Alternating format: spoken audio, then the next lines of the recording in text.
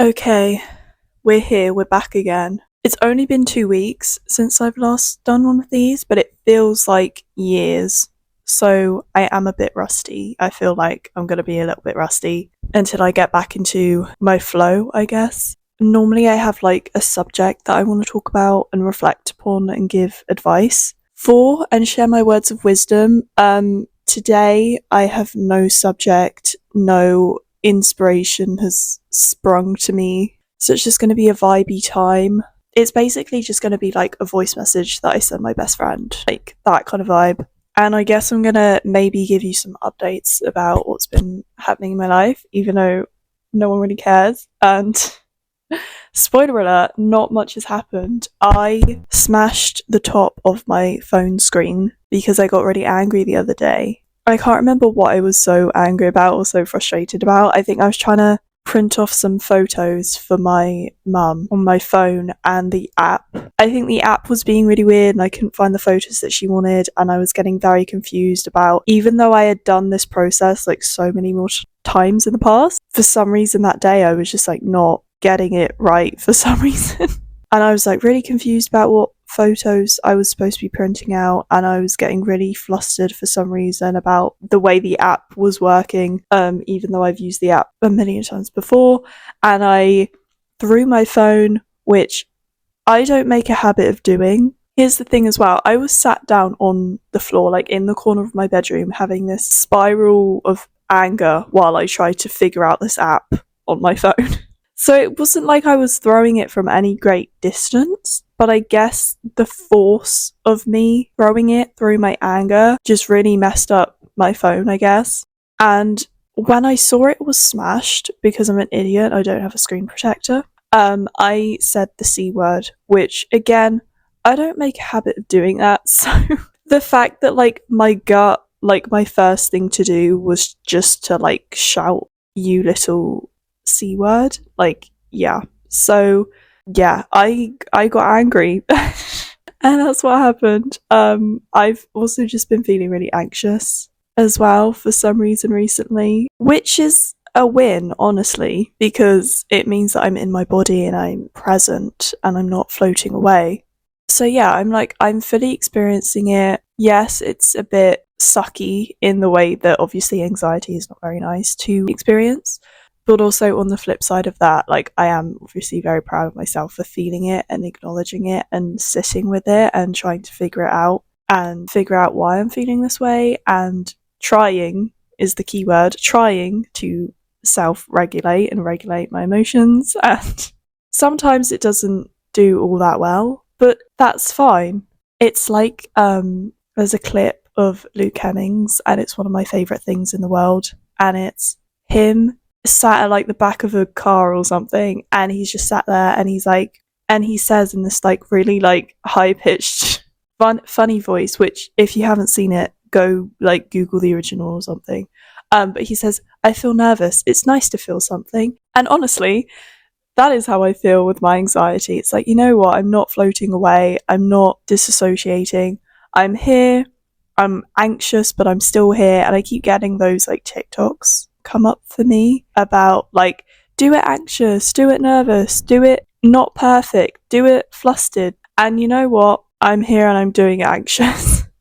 I am also trying to meditate every day. I'm trying to get up at a good time and meditate in the morning. Sometimes I forget, so I try and meditate at some point during the day. Like it happens at some point, sometimes multiple times a day, if I really just need to check in with myself and remind myself to breathe. And it really does help. I mean, not in the way that it reduces my anxiety, I guess, because I am still very anxious right now, in fact, but just in the way that even more I am coming back to myself, and it still invites this calm and peace that I'm trying to get in my life right now, I guess, and invites it into my being. And so even though I'm still incredibly anxious, it is still that little bit of peace that I can bring into my life and help somewhat center myself. And I figure that it's not doing any harm. I would probably feel worse for not doing it.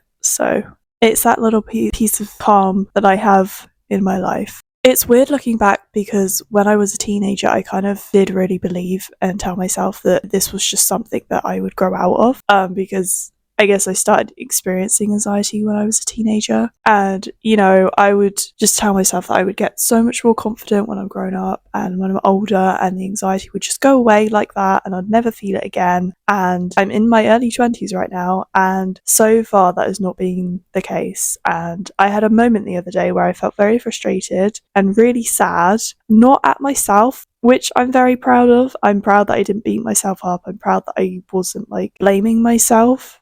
But it was more just this pity party, I guess, of why me, right?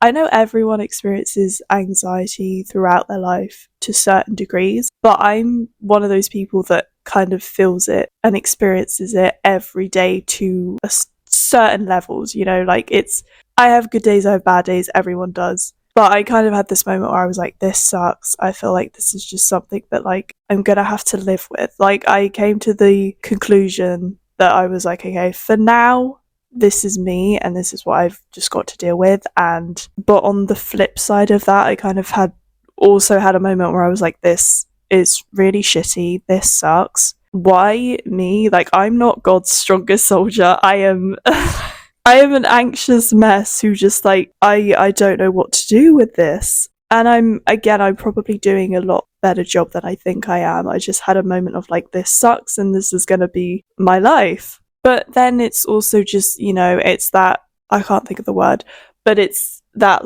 reinforcing of yeah, we need to take ourselves a bit more seriously in terms of we need to look after ourselves a bit more and not just do the bare minimum and be yeah, I love myself, I have self-love. It's okay, but are you actually going to do the hard, tough things that you need to do to regulate your emotions and be present and be there for yourself, even in the times that you don't want to be there for yourself and you want to float away? You need to stick by yourself even if you don't really want to be present in the moment, I guess. And it's not crippling at the moment. I hope I don't jinx myself with that. It's something that I have learned to constantly reframe and relearn in terms of I can have the belief that anxiety makes me weak because why am I feeling like this when everyone else is fine and they're dealing with it and they're coping with it fine, and I'm not dealing with life because I'm anxious. And it's well, actually, I'm doing pretty well because I'm out here and I'm still trying to do these things. Even though I feel like this, I'm not letting it control me. And yeah, just a lot of reframing and a lot of relearning and constantly having to remind myself hey, it's just what you make things. You can always see things from a different perspective. You can always tell yourself that you're weak, or you can always tell yourself that you're strong. I'll have good days when it's there, but it's fine. It's, whatever. I don't really notice it that much. And then I'll have days where, I really have to, struggle and, focus to, keep my heart rate at a normal rate and, breathe at a normal pace and remind myself to, unclench and not be so tense, and really struggling to nourish myself because I have no appetite, and just stuff like that where I really just need to focus even more on loving myself and being there for myself. I recently saw a TikTok that was oh, maybe you have so much trouble being there for yourself because no one was there for you, or everyone, you kind of didn't feel supported when you needed help by others, so then the easiest thing for you is to abandon yourself. Which at first I was I don't abandon myself, and then I really thought about it and I was maybe I have done in the past. Maybe me just not being present is me abandoning myself. And so yeah, I've been kind of working on that and being there for myself a lot more, which is great and fun. There was a few weeks back, and it's stopped now, thank God, but I kind of had these new symptoms of anxiety that I hadn't really experienced before, or if I had, then I hadn't experienced it for years. But I've always kind of had trouble falling to sleep. I really need to have a really good nighttime routine, otherwise I will be up for hours, just not, just my body just doesn't sleep. But yeah, so a couple weeks ago I was having this thing where I was feeling really tired, really relaxed, I would go to bed, head hits the pillow, close my eyes, whatever, try and get to sleep, and then I would just get like these random chest pains. And I knew it was anxiety. Like, I knew everything was fine. I knew that I wasn't gonna, like, die in the middle of the night or whatever. But, like, there was also, like, this little, because I was obviously anxious, there was, like, this little voice inside my head that was like, but what if it is, like, my heart? Even though I knew that it was just anxiety. So it was, like, for a few nights, I was just, like, trying to tell myself that, like, everything was okay, while I was also trying to tell myself that, like, it might be my heart, though. But it obviously wasn't. It was just anxiety. And I knew it was anxiety. Like, I know my body. Like I said, I'm being more present with myself and understanding my body a lot more. Also, there was a point a couple weeks back as well where I got so anxious I was getting lightheaded. And I go to this writers meeting and I do the competitions. So every meeting I just like go up to the front and say the competition winners and the next competition. It's not anything like, big, but I do get nervous about it sometimes, which is fine and normal, but I've been getting really good at just being like, yeah, this is normal, this is great, this is fun, whatever. The other week, I, for some reason, got so anxious about doing it, and that's never happened to me before, and I got so anxious to the point where I was getting lightheaded, and sometimes, like, this is gonna sound so woo-woo, but sometimes I, like, talk to my body. If I need to, like, if I'm feeling ill or sick, or I really feel like something's off, I will, like, talk to my body in my head and be like, okay, body, like, you're fine, you're safe, whatever. Or, like, sometimes when I'm anxious, I will, like, talk to my body and be like, we're safe, like, it's good, like, you don't have to be this anxious. And in this meeting, I was just, like, in my head, I was like, okay, like, don't faint, please don't faint, like, we're gonna be fine, calm down, like, please don't faint, because I've fainted before, and it's honestly, like, as an introvert, it's just embarrassing. So awkward, you just, like, oh, I hate it. But yeah, it's just awkward, and I was like, I cannot pass out in the middle of this meeting. Like, I was literally talking to my body, and I was like, I refuse, okay? Like, we're fine, we're safe, we're not gonna keel over, okay? So yeah, that happened. I think I'm okay now. I think I just go through patches where, like, my anxiety is, like, through the freaking roof for some reason. Yeah, I cannot tell you also, like, how fast my heart was going in that moment.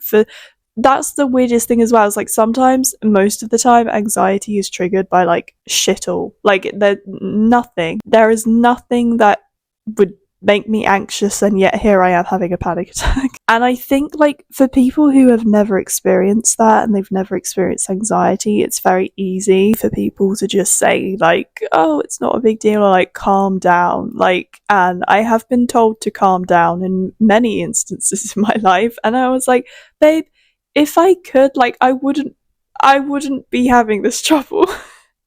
I think a lot of the time as well, it's mostly like your body signaling to your brain that something's up. Like, most of the time, mentally, I'm fine, or like, I'm excited to do something, but because it's a new thing, my body perceives it as a threat. And I guess anxiety is just when, like, your body perceives, like, everything to be a threat. And so it's like, I don't know, like, it's like having to someone who's never really had anxiety, it's like you could just be, like, sitting at home and nothing's wrong and you're perfectly fine and comfortable, and suddenly it could, I mean, not that anyone's really been in this situation, but it's like if you were being stalked by, like, a wild animal. That's how it feels like, even though nothing's triggered it and it doesn't make sense, but that's what your body feels like. So yeah, the anxiety thing kind of sucks, and I always get a bit annoyed when I try to explain it, because, like I said, so many people in my life have been like, well, you just get on with it, like, calm down. And I'm like, babe, if I could, we would not be in this situation. Like, I know it makes no sense, but here we are. That being said, I do see this as a complete win. I am getting back to my body. I'm getting back to the present. I'm, helping myself along, self-regulating. I finished 2 books this month, which is an accomplishment for me because I'm dyslexic. So normally I try to read like one book a month, and that's like my thing, my goal, I guess, for like the year is to try and read one book a month. I can most of the time do it, depending on how many pages the book is and also how small the font is. But yeah, dyslexia, I'm quite a slow reader. I still get very proud of myself every time I finish a book, even though it's like I obviously finish books quite a lot now. But I still get very proud of myself every time I do.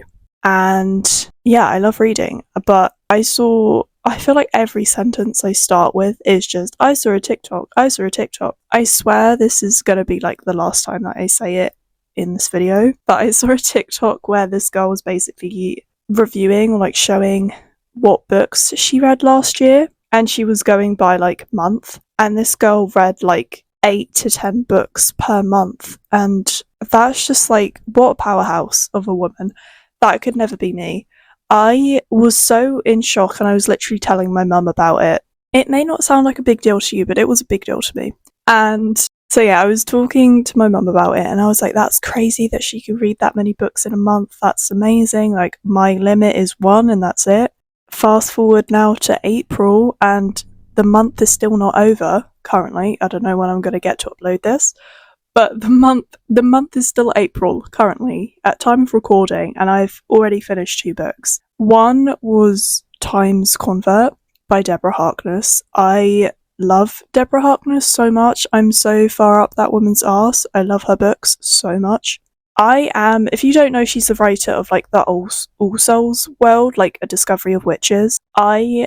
Diana and Matthew are my comfort couple. I love them so much. Diana is one of my favourite fictional characters of all time. Times Convert is about, it's like a spin-off, I guess, like it's still set in the same world, but it's about different characters. Absolutely loved it. I really loved getting to know more of like this particular character's backstory and also like his love interest as well. It was really, really interesting. It was like, it's set so mostly in, well, I would say actually it's equal balance. So it's set sometimes in like modern time and now, and then it's set also back in time when the character was like first changed into a vampire. And it's really cool because we get to see a lot of his backstory and like what happened to him before he got turned into a vampire and his life after and how he adjusted. And then you also get to see like how his relationship with his love interest developed, but also you still get Diana and Matthew in it too, which is great. I wasn't expecting them to be in the story that much, but I'm glad they were. And then the other book I read, which Deborah Harkness, by the way, is one of those writers that I can read really quickly because for some reason, like her style of writing and obviously the stories and the plots that she writes just really grab me. And her style of writing, for some reason, sometimes I just get along with authors' styles and sometimes I just don't. I think that's pretty natural and normal, like everyone experiences that. But it's pretty rare for me. Like I said, I'm dyslexic. So when I find a writer that like I just read and it just flows, it's pretty rare and it's pretty magical. But yeah, the other book is called The Hollow Places by T. Kingfisher. This one was horror. I love fantasy, I love reading fantasy, but I also love horror, and I realised that I haven't read a horror novel in years, and so I really wanted to read one. I think this was nice because it got me back into the genre, but it still left me wanting more. I'm gonna say, to be honest, I was a bit disappointed. I thought I was gonna find this much scarier than I did. I was looking because I used a gift card that my sister got me for Christmas, and I finally used it. And I knew that I wanted Times Convert, and I knew that I wanted a horror book, but I didn't really know where to start and which one to get. And everyone was talking about The Hollow Places, so I was looking at reviews online, and everyone was ranting and raving about how creepy it was, how the atmosphere was like so brilliant and creepy and scary. And so I was like, great, I love it, let's go. It's very cosmic horror, Lovecraftian, very weird and strange. Some of the imagery is very, very disturbing, but I also found that it, like, the imagery was great and it was very like, you know, visceral and wow, that's really disturbed. But it was very like, came in very few and far between.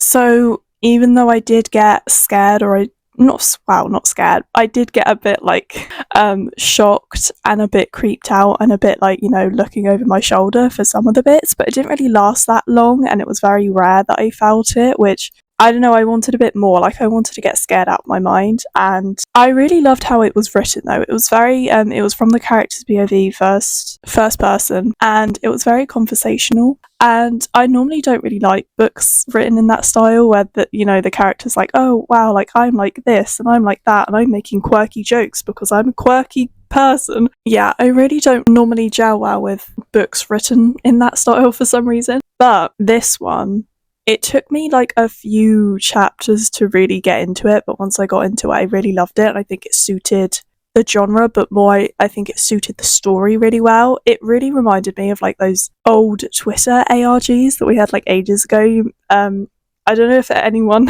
remembers or follows Loie Lane, but she's an amazing creator who does a lot of spooky stuff, and I remember years ago on her YouTube channel she used to read the Twitter alternate reality games like Gregory 88 and Where Did the Sun Vanished, I think it was, and yeah, all of that stuff. I was obsessed with those videos, by the way, and Loie was just like the best narrator ever. So yeah, shout out Loie Lane. I still watch her videos to this day because she's just amazing. She's one of those few rare YouTubers that I've just consistently watched because she's just amazing. I've been a fan for years. But yeah, it was very reminiscent of those like Twitter ARGs, and I really, really liked it. I think it also suited the absurdity of what happens and what the characters stumble upon. I think it's so weird and so strange and so disturbing at times that the tone of the character and how she reacts and how she speaks and how she makes jokes and thinks things through and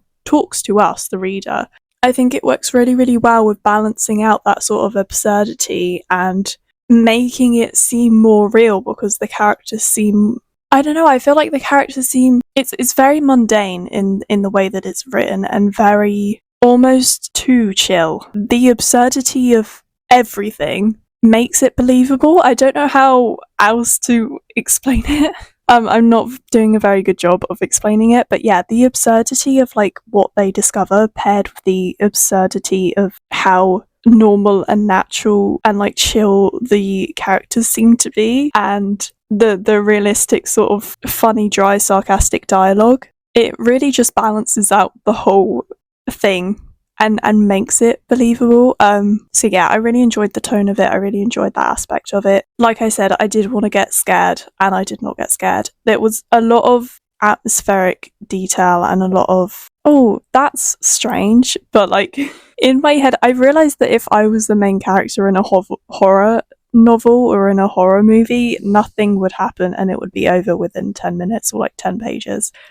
First of all, I don't want to ruin it, but she essentially, like, part of the story is like her moving into like her uncle's place, and her uncle has a museum, and her whole thing for like not wanting to leave even though I would have left like 2 chapters ago is because she didn't want like her uncle to have to deal with this, or she didn't want her uncle to have to close down the museum. That is a better woman than me. I would have been like, I would have got uncle on the phone and I would have said, hey, love you, but no, I'm not doing this. Also, the way that she just is able to just come back from what she's experienced and just be able to like go about her life and like sleep in the same place is mental. Sorry, I'm trying to not give anything away, but if you read it then you'll understand. Basically, she finds something in where she's living, and then she just like essentially just like covers it up with like a tapestry and then like goes on with her life, and that also could not be me. I would need to put something big and heavy in front of it, and then I would knock down the whole building, and then I would move 2 states over. Yeah, and then I would be satisfied. So yeah, if I was in a horror movie, if I was in a horror book, unless it was one of those things where like the character makes all the good decisions but the plot is kind of skewed against them, then like I would probably survive. Not to jinx it, I'm just saying I'm a very boring introvert. I stay inside, I mind my own business, I don't go looking for answers, and sometimes I just see weird shit and I accept it. So I would survive. I would live a very boring life, but I would live a long, boring life. I'm gonna leave you soon. Sorry, this video has been such mindless BS that you could honestly just like turn on for background noise and not even listen to what I have to say. Just finish another episode of Teen Wolf. I'm still on my Teen Wolf grind. I'm still having my evening time, non-verbal Teen Wolf time. That's still happening. I honestly think that I'm not really gonna know what to do with myself when I finish Teen Wolf, because it's been my comfort show every evening for like months now, and once I have a big long list of shows that I want to watch or shows that I have to finish, but nothing has quite gripped me in the same way that Teen Wolf has done. But I am currently on... which season am I on? I'm currently on season 5. Wow. And I do not remember the Dread Doctors, because I think that's what they're called. We haven't really established that yet. But I do not remember those doctor things being that terrifying. Like, I thought... I was rewatching Void Styles, being like, wow, I don't remember him being this scary. Like, I thought Void was the worst of the worst. I think these doctor things are absolutely terrifying. I think, oh my god. And sorry, I just got a memory from like the episode that I watched last night. The episode I watched last night was, and this is like a kind of a spoiler, so sorry, but it was the episode where they get Tracy to the vet and her back opens up like that scene in frickin' Alien, and her tail, like her spine opens up and creaks and then she grows a tail. If you do not watch Teen Wolf, then that sentence was so weird and strange and out of context, and people make fun of Teen Wolf. Like, a lot of people make fun. My best friend laughed at the mention of Teen Wolf. And you know what, fair enough. I feel like when people say Teen Wolf or hear Teen Wolf, they just think of like the bad CGI and the weird running, which yes, that is hilarious, I'll give you that. I honestly don't know why they made him run like that. It's disturbing. Anyway, honestly, it's terrifying. Like, so I don't know, maybe I'm a big baby, but some of those like things that happen to those kids is absolutely terrifying. Like, Void Styles, terrifying. The scene where her back opens up and her spine grows a tail, terrifying. The doctors injecting the stuff into those kids, terrifying. And everyone just laughs and it's like, oh my gosh, Teen Wolf's so bad, haha. No. It's my comfort show, it's my horror masterpiece. I love it so much, I will die on that hill. Okay, I have spouted enough BS tonight, and I have to go to bed soon. I will leave you thinking about Teen Wolf, because I guess that's probably on your mind, because it's the last thing that I was talking about. And if you haven't, like, logged out by now, I feel like you're probably just asleep by the sound of my voice. Yeah, I will let you go and talk to you soon.